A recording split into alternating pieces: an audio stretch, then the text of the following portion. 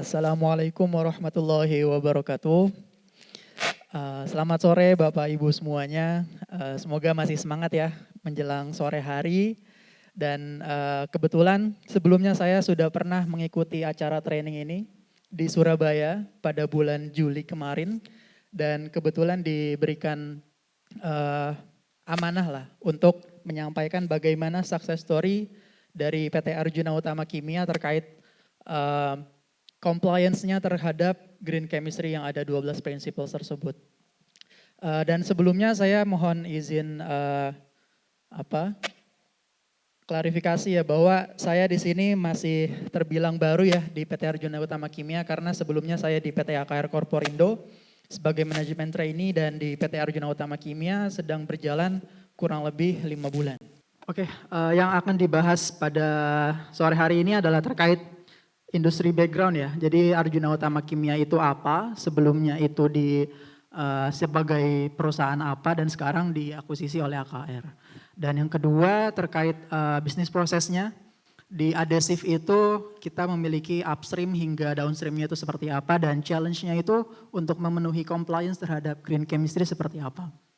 Dan compliance yang sudah kita terapkan ya di PT Aruki terhadap green chemistry itu ada beberapa.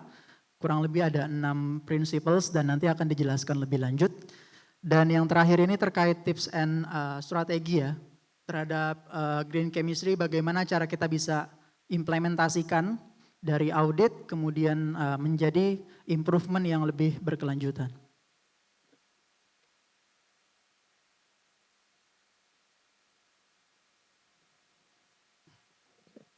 Oke, sebelumnya ini adalah background dari PT Arjuna Utama Kimia.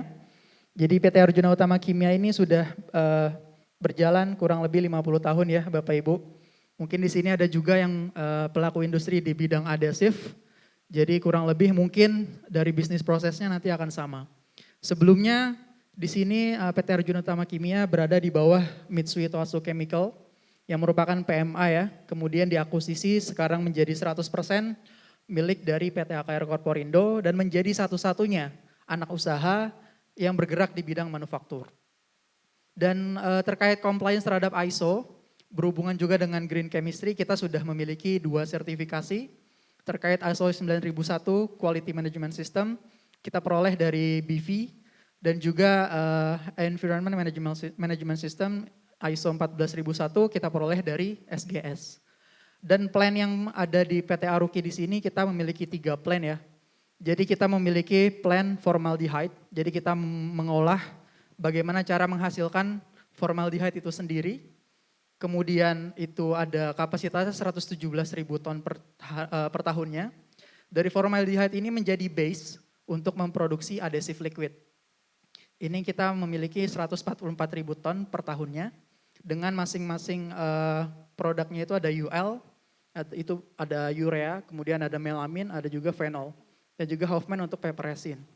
Dan yang terakhir dari adhesive liquid di sini ada yang kita bisa kelola kembali menjadi powder. Ini biasanya untuk pasar ekspor ya. Jadi untuk masa simpan yang lebih lama kurang lebih 1 tahun. Sehingga kita bisa menjual secara ekspor. Dan ini kurang lebih 5.000 ton per tahun untuk kapasitasnya. Oke, ini terkait bisnis proses dan tantangannya ya. Jadi sini saya bagi menjadi 3 stream. Kita ada di stream hulu sampai hilir. Hulunya itu apa? Hulunya itu kita membuat formalin itu sendiri. Dengan prioritas 37 sampai 50%. Berdasarkan keinginan dari customer, requestnya seberapa persen. Kita mereaksikan metanol gas dengan oksigen. Jadi kita pertemukan dengan bantuan dari katalis perak. Dan ini dihasilkan formaldehyde gas plus air. Ini ada namanya reaksi dehidrogenasi dan juga hydrogen combustion. Hydrogen combustion ini menghasilkan panas ya, sehingga reaksinya disebut sebagai reaksi eksotermis. Dan formalin gas yang terbentuk tadi dialirkan ke dalam absorber untuk diabsorb oleh circulated liquid. Sehingga bisa dihasilkan formalin liquid. Kurang lebih seperti itu. Dan formalin yang dihasilkan ini dialirkan ke midstream. midstream ini menjadi kunci dari produk kita, yaitu pembuatan adhesive resin. Jadi kita mereaksikan formalin dengan material-material lainnya. Utamanya kita ada 3, urea, melamin dan juga fenol sebagai brand produk kita utama. Kemudian ada tambahannya seperti air. Air ini tergantung dari puritas formalin yang dihasilkan. Jadi kita menggunakan basis 37%. Ketika formalin yang dihasilkan 40% atau lebih tinggi, airnya itu akan menyesuaikan dari kuantitasnya. Lalu ada PVA, tapioka, borax, dan juga formic acid dan juga soda ash. Ini untuk mengatur pH. Karena reaksinya ini berlangsung secara eksotermis ya, cepat Bapak Ibu. Karena kalau dia berada di kondisi asam, reaksinya itu sangat cepat. Sehingga kita harus stabilkan ya, netralisasikan menggunakan soda ash ini. Lalu special ads-nya ini berdasarkan keinginan customer juga. Kita ada penambahan amonia, hexamine, kemudian sodium sulfat. Ini menggunakan bahan yang akan nanti diperoleh menjadi powder. Dan juga natrium chloride. Lalu dari adhesive resin ini, downstream-nya adalah kita akan aplikasikan si resin ini ke dalam plywood. Tapi sebelum itu kita harus formulasikan dulu. Formulasikan resin dengan material lainnya. Di sini ada tepung ya. Tepung ini untuk meningkatkan viskositasnya. Lalu ada formalin catcher, biasanya di sini ada urea dan juga ada penambahan tepung lainnya. Dan juga hardener. Hardener di sini sebagai peningkat asam ya, mempercepat laju reaksi. Dan setelah semua formula terbentuk, barulah di sini bisa kita apply ke plywood. Biasanya kalau Bapak Ibu tahu, plywood itu ada tiga layer ya, face, core, and back. Dan core-nya ini menjadi layer yang akan dilapisi oleh formula resin kita. Dan formula ini nanti akan dites di plywood. Yang paling penting itu adalah formalin emission, berkaitan dengan green chemistry ya Bapak Ibu. Formalin menjadi tantangan bagi kita, karena kita menggunakan formalin per urea, rasionya itu lebih besar ya, 1,6. Jadi pasti ada residu yang terbentuk dari proses reaksi. Dan residu ini bagaimana cara kita menurunkannya, ya kita formulasikan ini. Karena keinginan customer beda-beda Bapak Ibu. Formalin emisi itu diatur oleh 2 standar ya. Ada dari Jepang dan dari Amerika. Yang Jepang itu adalah JIS, Amerika itu adalah CARB. Dan ini bintangnya itu beda-beda. Untuk yang Jepang sendiri, ini memiliki prosedur pengujian yang berbeda dengan CARB. Sehingga kita harus menyesuaikan bagaimana formula yang tepat untuk menyesuaikan reaktivitas dan juga emisi yang diturunkan. Seperti itu.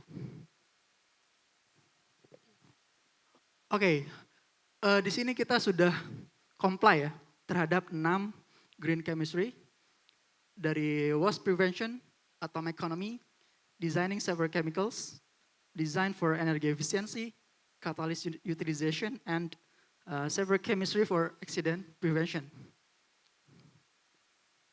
Oke, saya langsung bahas dari masing-masing ya. Jadi yang pertama waste prevention. Di sini Aruki berlokasi di PT Sier. Aruki sebagai tenan, PT Sier sebagai pemilik area. Jadi PT Aruki dan semua tenan yang ada di sana diwajibkan untuk mengelola limbahnya terlebih dahulu. Atau bisa disebut pre-treatment. Tidak harus mengolah limbah sampai benar-benar bersih gitu. Dan ini akan berpengaruh terhadap BPO, biaya pemeliharaan operasional. Sebelumnya kita berada di BPO T44. Yang mana itu sekitar 100 juta per bulan Bapak Ibu. Dan sekarang kita bisa saving sekitar 75 juta per bulan dengan cara menambahkan sistem dewatering ini. Sistem dewatering ini lebih untuk memisahkan solid dan juga liquidnya. Sehingga total suspended solid yang merupakan organic compound ya, itu bisa diturunkan. Dan dia tertangkap di dalam sludge drying bed ini. Dan kita bisa saving sekitar 75 juta per bulan untuk disetor ke PT Sier. Untuk dikelola lebih lanjut sebagai final treatment. Yang kedua terkait atom economy.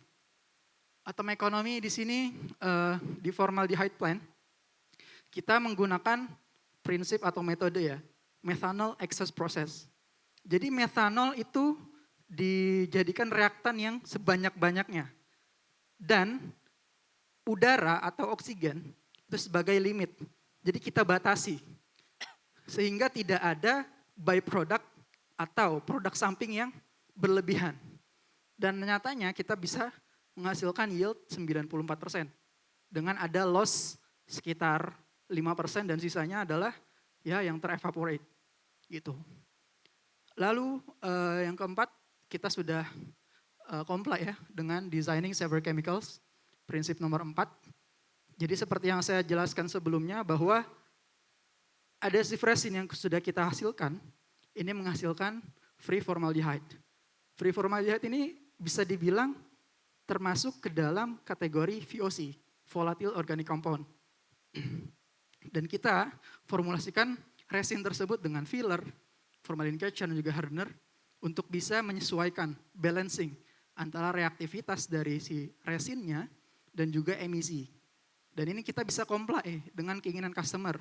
Customer mau comply dengan JIS bintang 1, itu dia FE-nya harus kurang dari 0,5 mg per liter. Dan kita sudah bisa menyesuaikan keinginan customer dengan formula yang kita buat. Lalu yang selanjutnya kita comply dengan prinsip nomor 9, utilization of catalyst ya. Dalam proses produksi formalin, tadi kita sudah lihat bahwa menggunakan katalis perak. Proses reaksinya berlangsung secara eksotermis. Katalis perak ini untuk mereduksi panas yang terbentuk ya, dengan cara mengabsorb. Panas yang terbentuk ini bisa besar sekali Bapak Ibu, 600 derajat sampai 700 derajat Celcius. Dan katalis perak ini akan kita bisa regenerasi. Ketika apa? Ketika dia sudah turun efisiensinya. Efisiensi turun bisa kita lihat dari apa? Ketika kita ngecek dari formalinnya, itu formic acid yang terbentuk tinggi. Dan dari kapasitas pressure blowernya untuk menarik dari udara, itu tinggi. Dan di sini kita bisa lihat, oh ini sudah saatnya downtime. Sudah saatnya kita berhentikan plan-nya. Kita ganti katalisnya dengan cara diregenerasi. Kita pakai elektrolisis dengan larutan perak nitrat. Oke, di sini menarik ya. Ini terkait design for energy efficiency, principles nomor 6 ya. Jadi di sini saya ceritakan dulu ya, bahwa pertama kita bisa loh mengefisiensikan, mengutilize heat excess yang terbentuk dari waste heat boiler. Jadi reaktor, itu kan tadi saya bilang bisa menghasilkan 600 sampai 700 derajat Celcius. Dan panasnya itu kan diserap oleh katalis. Kita manfaatkan panasnya itu untuk apa? Untuk membuat steam. Jadi kita punya 2 pembuatan steam sendiri. Yang pertama di waste heat boiler, yang kedua ada off gas treatment. Off gas ini adalah gas formalin yang tidak terabsorb di dalam absorber. Jadi daripada kita buang atau venting begitu saja, kita manfaatkan. Masih ada methanolnya, masih ada formalinnya, kita temukan dengan oksigen. Sehingga dia menjadi sumber panas. Sumber panas ini bisa menghasilkan steam kurang lebih in total 4,9 ton steam per jam. Dan selanjutnya dari off gas ini, panasnya itu tidak semuanya digunakan untuk steam. Masih ada panas ekses. Panas ekses ini sekitar kurang lebih 180 derajat Celcius. Jadi sekedar cerita, dulu di powder plant kita panasnya itu menggunakan boiler. Boilernya dari solar. Produknya itu menjadi abu-abu Bapak Ibu. Dan bisa dibilang ini tidak sesuai standar. Terus kita coba audit, oh ini ada loh heat excess yang bisa kita manfaatkan. Terlebih dari off gas treatment. Nah, off gas treatment ini kita alirkan udara fresh air ya. Kita ketemukan dengan panas yang di sana, dihasilkanlah udara panas sekitar 180 derajat Celcius untuk mensupport pembuatan powder dari resin. Gitu. Terus yang terakhir, di sini ada steam excess dari power source ya. Jadi steam yang kita hasilkan di sini 4,9 ton steam per jam. Tidak semuanya bisa kita gunakan gitu. Tidak semuanya bisa kita manfaatkan. Ada pasti berlebihnya. Lebihnya ini baru kita coba terapkan tahun ini Bapak Ibu. Jadi dulu kita menggunakan 3 chiller. Chillernya itu chiller yang bertekanan ya. Itu kita butuh 210 kW untuk menyalakan 3 chiller tersebut. Nah kita lihat, oh ini kita punya loh steam yang bisa mensuplai energi. Ada namanya VAM chiller, Vapor Absorption Machine Chiller. Jadi dia menggenerate powernya pakai steam. Nah steam yang kita hasilkan, yang masih ekses berlebih, biasanya itu kita venting Bapak Ibu. Tapi setelah adanya alat ini, kita manfaatkan steamnya untuk menyalakan VAM chiller ini. Untuk kapasitas yang sama ya, satu VAM chiller bisa menggantikan 3 chiller konvensional. Dan ini kita bisa reduce power consumption ya, sekitar 88%. Gitu. Dan in total, setelah kita hitung-hitung, kita bisa mereduce atau menghemat ya, penggunaan solar sekitar 1.575 kiloliter per tahun. Dan juga untuk energi, power, sekitar 17.500 megawatt hour per tahun. Dan ini jika dikonvert ke ton karbon dioksida, karbon, kita bisa mengurangi emisi karbon yang terbentuk sekitar 5.000 ton per tahun. Oke, ini yang terakhir terkait Saver Chemistry for Accident Prevention. Ini adalah bagaimana kita mengelola plan kita supaya tidak terjadi accident. Meminimalisir adanya insiden, entah itu terbakar, entah itu ada insiden bocor, leakage. Dengan cara apa? Dengan cara distributed control system. Mungkin di pabrik Bapak Ibu sudah familiar ya dengan sistem DCS ini. Jadi biasanya memang di pabrik-pabrik itu ada pengontrolan dari jarak jauh, remote, untuk plan yang ada di area plan gitu. Kita bisa kontrol dari jauh, kita bisa kontrol dari flow-nya, kemudian temperaturnya, kemudian kita bisa set dari interlock. Ketika dia melebihi dari maximum value atau kurang dari minimum value, itu akan terjadi alarm. Alarm ini bisa menjadikan kita harus bertindak apa? Prediktif dari data-data yang ada di DCS. Gitu. Masih ada ya? 1 menit ya Mbak ya? Oke, ini yang terakhir ya. Terkait tips and strategi untuk implement green chemistry. Jadi kalau dari saya pribadi ini mungkin Bapak Ibu bisa terapkan ya. Soalnya di Aruki sendiri kita pakai internal audit. Bapak Ibu bisa pakai external audit jika hasilnya itu mau lebih cepat, lebih efektif.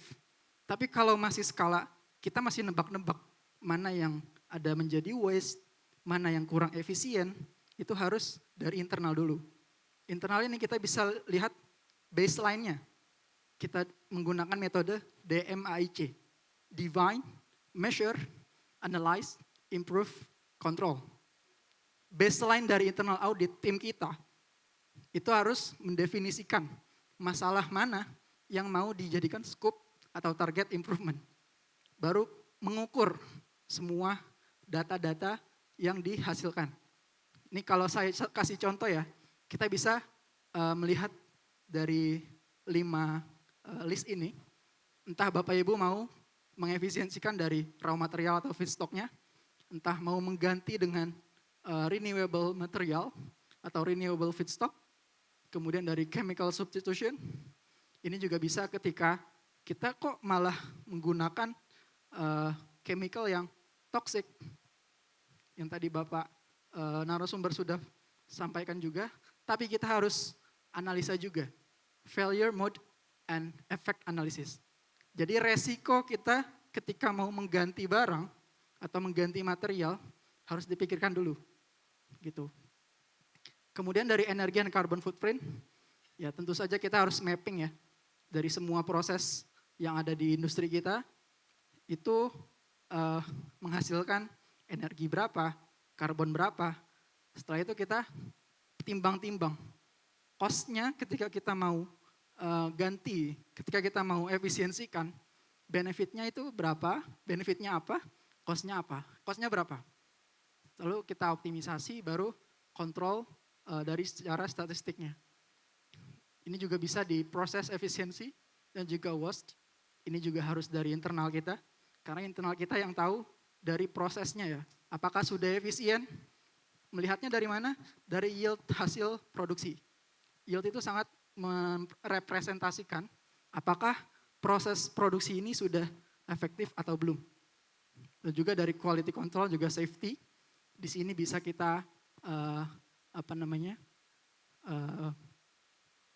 kaji kembali juga apakah dari kualitas produk itu sudah dinyatakan sebagai kualitas produk yang sangat bagus. Di sini kalau Bapak Ibu pernah dengar ya, ada namanya DPMO. Jadi defect per million opportunity. Apakah semua produk kita itu DPMO-nya sangat kecil? Ini berkaitan juga dengan Six Sigma ya kalau Bapak Ibu tahu. Dan ini mungkin dibilang cukup sulit untuk diterapkan karena prosesnya itu panjang. Jadi define, measure, sampai control itu mungkin membutuhkan 1 tahun untuk satu project. Tapi ini bisa ditentukan oleh tim Bapak Ibu sendiri.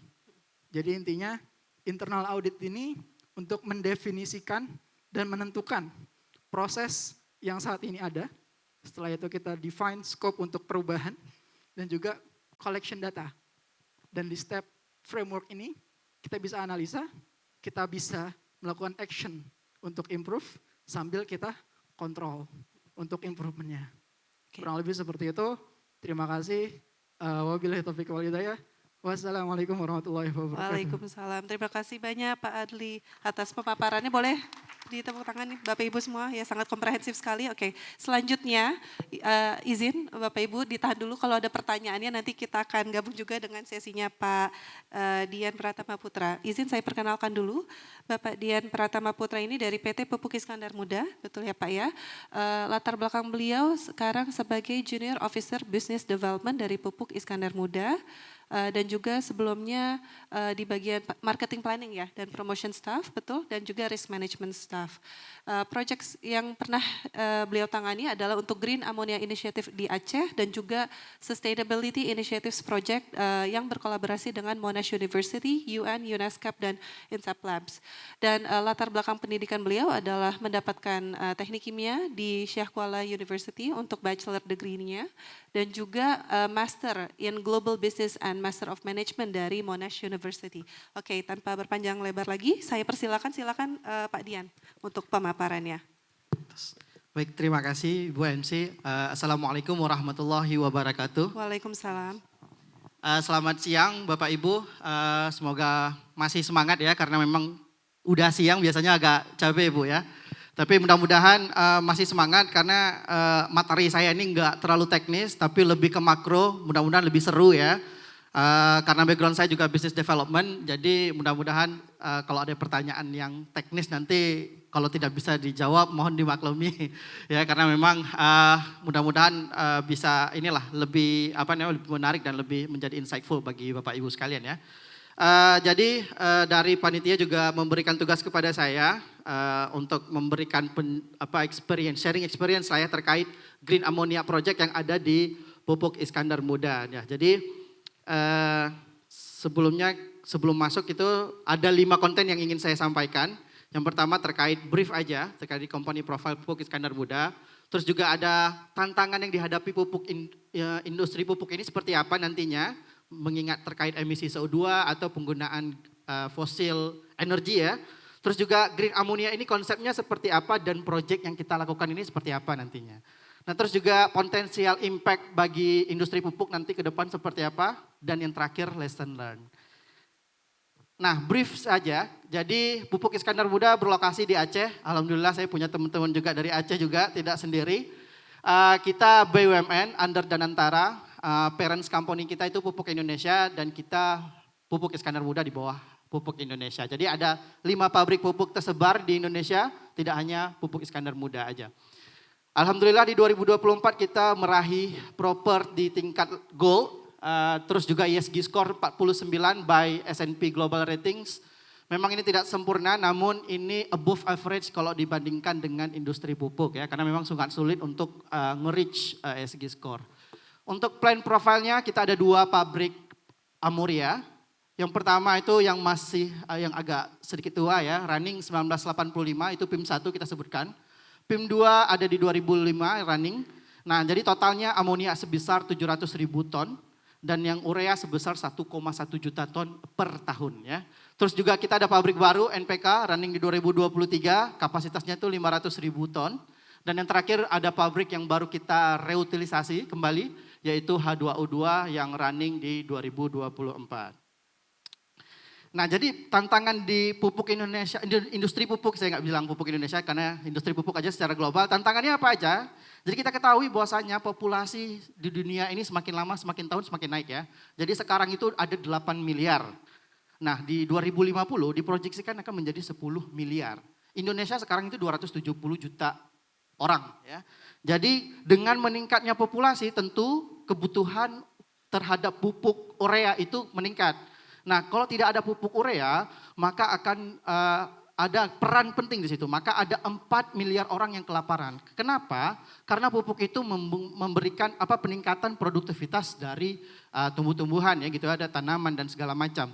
Nah problemnya pupuk urea itu ternyata pas pembuatan produksinya itu menggunakan 98% energi tidak terbarukan ya. Bisa dari batu bara, bisa dari gas bumi gitu.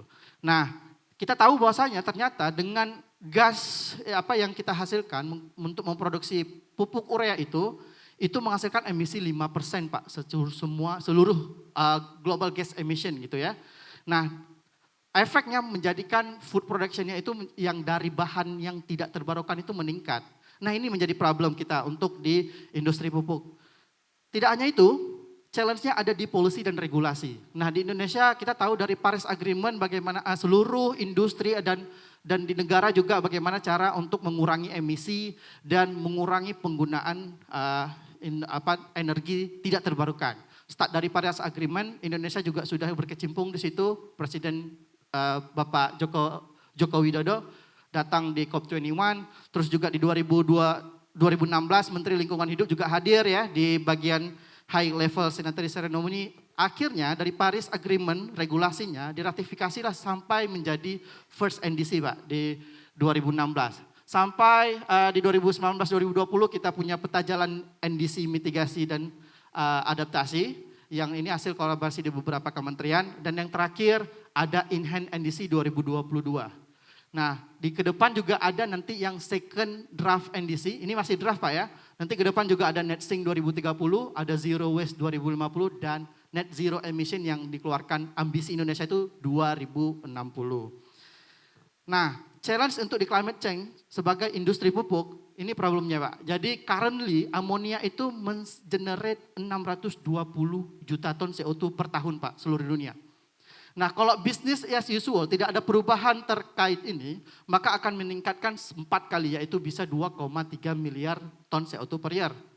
Nah kita tahu memang produksi amonia men-generate CO2 itu lebih banyak daripada steel yaitu 1,4 ya. Amonia itu sekitaran 1,8 sampai 2,5 depends banget dengan penggunaan raw materialnya seperti apa dan teknologinya seperti apa. Nah semen juga di bawahnya dan amonia yang paling tinggi. Nah kita juga dapat dari Kemenperin dan WRI kemarin di tahun 2025 mereka memberikan planning gimana caranya bisa menurunkan emisi di industri pupuk ya. Jadi dari 2025 sampai 2050 ada beberapa cara. Yang paling common memang efisiensi energi dan yang paling sulit itu yaitu menggunakan renewable energy atau green energy ya. Nah dari second draft NDC juga kita lihat dari Kemenperin juga sudah mengeluarkan bahwasanya di 2030 bagaimana caranya amonia carbon intensity-nya itu cuma 1,1 sampai terakhir nanti di 2050 nol. Jadi bisa kita lihat dari grafik ini kalau bisnis as usual maka selalu meningkat karena kita tahu nanti beberapa tahun ke depan amonia peningkatannya tinggi ya, demand-nya tinggi karena kebutuhannya juga banyak. Nanti saya akan cerita kenapa kebutuhan amonia juga banyak ya. Nah, jadi untuk menjawab itu semua Pak, kita di Pupuk Iskandar Muda itu ada program namanya Green Ammonia. Nah, sebelum masuk ke situ saya jelasin dulu ada beberapa tipe amonia. Yang pertama itu brown ammonia, itu kalau produksinya menggunakan batu bara. Namanya jadi brown ammonia. Dia menggunakan gasification, CO2-nya rilis. Itu brown ammonia. Nah, gas alam yang normal yang ada di Indonesia ini namanya gray ammonia. Pakai metan, pakai reforming ya prosesnya. Terus CO2-nya rilis, namanya gray ammonia.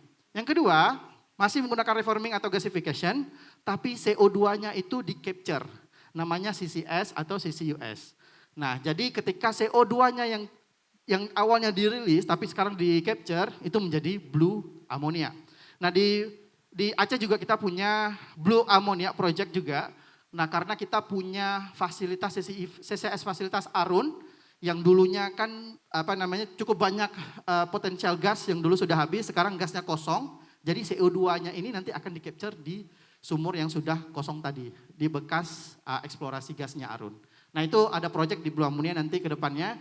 Nah, yang terakhir pyrolysis dan dia menghasilkan side carbon as a solid, dan terakhir namanya turquoise ammonia.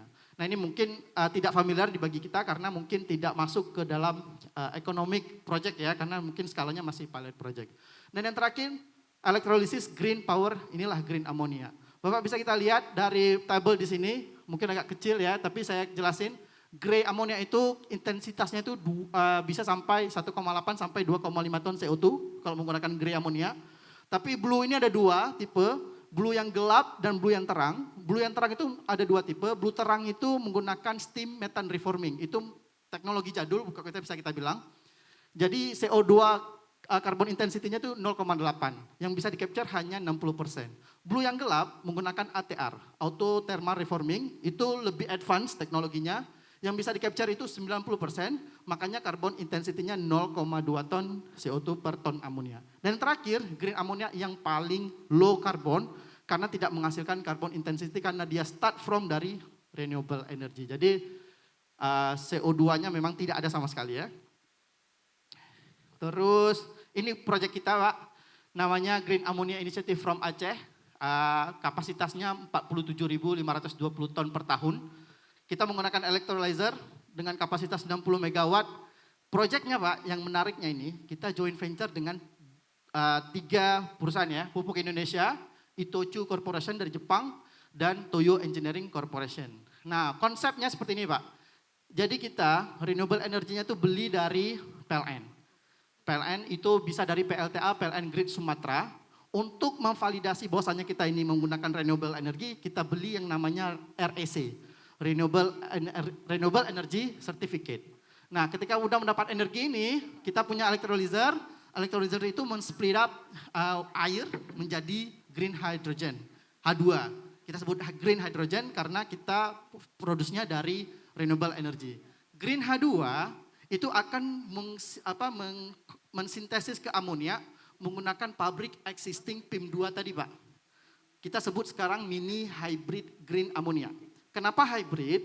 Karena kalau dibuat dari nol sampai terakhir itu membutuhkan waktu yang lama dan capex yang lama. Nah, kita nih ambil shortcutnya. Jadi H2 yang ada menggunakan electrolyzer, amonia sintesisnya menggunakan punya existing, punya PIM punya. Jadilah 1000 gray ammonia dan 144 green ammonia. Kita sudah bekerja sama dengan ISCC ya, International sertifikat karbon yang bisa mengeluarkan sertifikat bahwasanya ini valid sebagai green ammonia. Terus juga menariknya kita punya loan agreement dengan Jepang, mungkin juga dengan Bapak Faris tadi green financing ya. Jadi di Jepang Pak, kita alhamdulillah mendapat grant Pak dari METI, Ministry of Economy, Trade and Industry Jepang. Jadi memang Jepang memberikan insentif luar biasa ke beberapa company yang mau melakukan dekarbonisasi atau melakukan green initiative ya. Jadi memang kita dapat grant 25 juta USD Pak. Jadi mungkin projectnya ini sekitar 130-an juta USD. Kita dapat 25, ya mungkin nanti ada project yang lain blue ammonia atau green ammonia kita dapat green financing dari Pak Faris nanti ya, mudah-mudahan Pak. Jadi status project ini sudah mendapat grant tadi, terus juga JDA itu Joint Development Agreement itu sudah ditandatangan juga pada AZEC meeting. AZEC meeting ini Asia Zero Economy Community pada tanggal 21 Agustus. MA juga sudah ditandatangan September 2024. FIT juga sudah done by Juli 2025 ya. Bankable FS udah ready, soil investigation done. Nah yang masih progres ini persetujuan pembentukan joint venture ke Danantara Pak ya. Karena prosesnya dari awalnya Kementerian BUMN sekarang kan berubah ke Danantara. Nah ini ada delay sedikit karena ada beberapa requirement yang lebih ketat gitu ya. Terus juga pembahasan draft PPA dengan pembelian RSC dari PLN itu masih on progress. Harapannya mungkin Q4 udah selesai. Dan terakhir pembahasan SHA, AOA dan EPC kontrak ongoing. Insya Allah tahun depan Februari atau Maret sudah land clearing. Dan harapannya di 2027 kita udah running green ammonia Pak.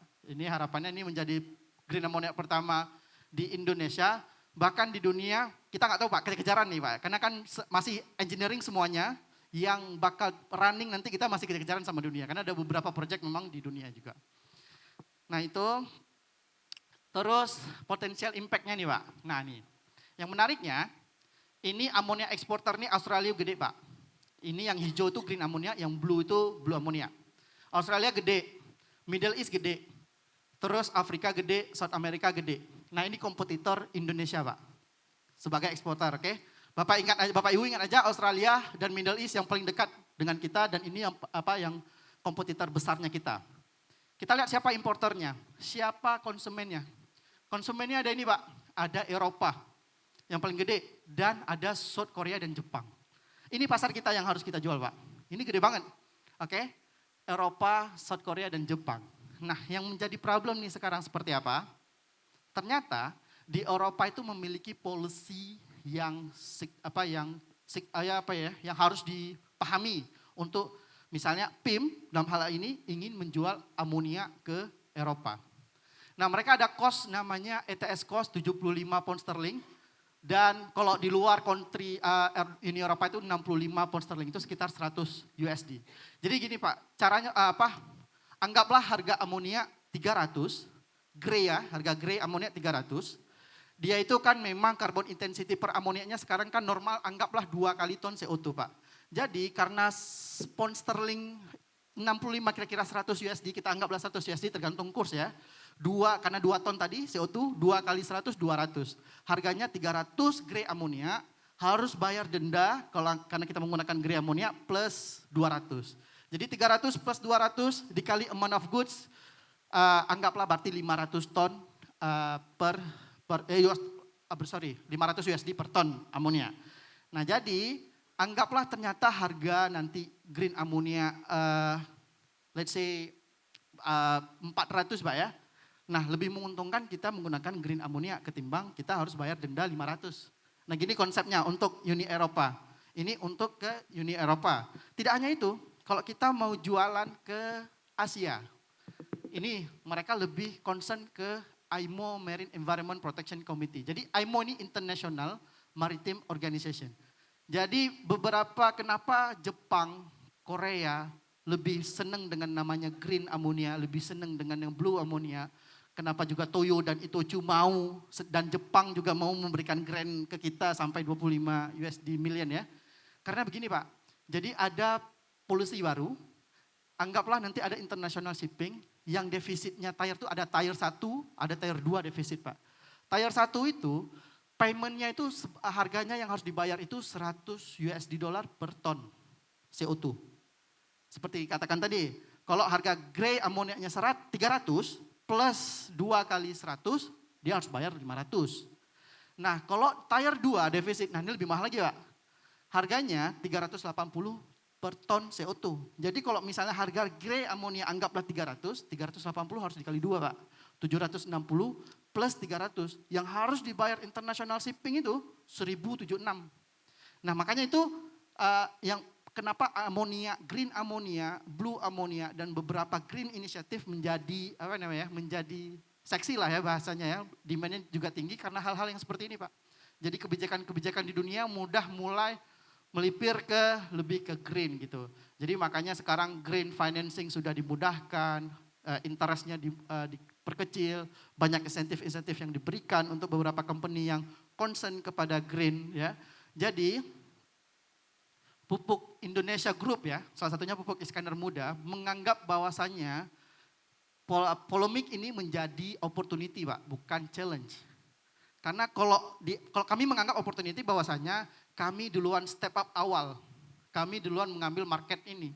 Jadi kami concern sekali karena kami ini menganggap opportunity dari 2027 sampai 2050 kita harapannya semua grey amonia yang masih diproduksi sekarang kita akan ubah ke blue dan green. Jadi ini RJP-nya ya, rencana jangka panjang kita. Jadi tidak hanya di Pupuk Iskandar Muda aja, tapi ada beberapa pupuk Indonesia yang lain, anak pupuk Indonesia yang lain. Dan termasuk yang khusus di Pupuk Iskandar Muda ada green ammonia dan satu lagi Pak, integrated blue ammonia yang baru. Nah jadi lesson learn yang kita dapat, jadi karena kita berkomunikasi banyak dengan Toyo dan Itochu dan pihak-pihak luar negeri ya, Singapura salah satunya. Kita belajar banyak terkait reliable, affordable teknologi yang diberikan ya. Jadi kayak ATR, terus SMR, green ammonia, blue ammonia, semuanya itu berbeda teknologinya. Kita bisa belajar banyak di situ dengan beberapa teknologi ternyata ada plus minusnya, mana yang paling carbon intensity-nya paling minim, mana yang paling tinggi. Kita belajar banyak di situ karena kita belajar banyak karena Jepang dan South Korea itu memang lebih advance terkait hal yang ini ya. Jadi kita bisa sharing knowledge langsung terkait teknologinya juga. Terus juga trusted funding dan investment mechanism. Kita belajar banyak juga dari mereka, dari Jepang, Bank Jepang. Gimana caranya investasi yang trusted ya. Dan mereka juga memberikan granted ke kita seperti apa. Ada beberapa requirement memang yang harus kita harus kita patuhi. Bagaimana terkait pricing carbon tax, bagaimana juga IMO, bunkering, ammonia shipping juga seperti apa pricingnya. Jadi kita belajar banyak terkait financing di sini. Dan terakhir kita bahas public policy ya, policy dan regulasi terkait green initiative ini. Jadi memang kita tahu setiap negara memiliki polisinya masing-masing. Kayak Indonesia punya SNDC tadi, Australia punya safeguard mechanism, terus Eropa juga punya CBAM tadi, Carbon Border Adjust Mechanism. Jadi kita kalau memang mau ekspansi ke luar negeri, kita perlu paham dulu kebijakannya seperti apa, supaya kita lebih paham dan lebih punya strategi yang lebih matang untuk masuk ke dalam market negara tersebut. Jadi pas banget waktunya 0026, terima kasih banyak. Mungkin itu dari saya, terima kasih atensinya Bapak Ibu, mudah-mudahan bermanfaat sharing experience terkait Green Ammonia Project dari Pupuk Iskandar Muda. Terima kasih banyak. Wassalamualaikum warahmatullahi wabarakatuh. Waalaikumsalam warahmatullahi wabarakatuh.